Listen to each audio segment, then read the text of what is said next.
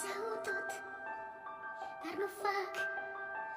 Unii vor ceartă, iar alții tac.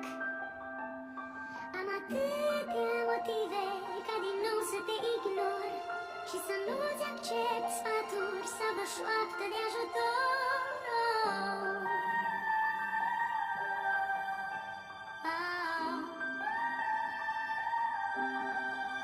Nu-i niciun glas, e doar în mintea mea gândesc. Și dacă te aud, dar nu fac, de frică îți vorbesc.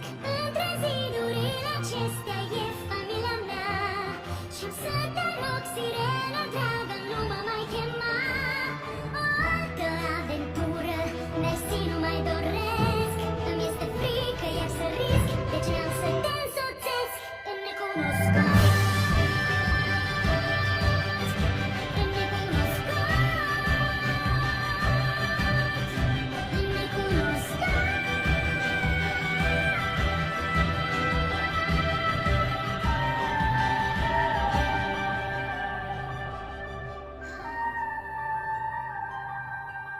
Ce mai dorești? De ce într-una mă trezești? Vrei să fac vreo greșeală și atunci mă zăpăcești? Sau poate ești un prieten și cam bine și tu știi că nu prea ești unde trebuie să fii.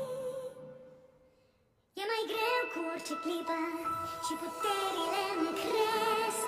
Simt și eu un dor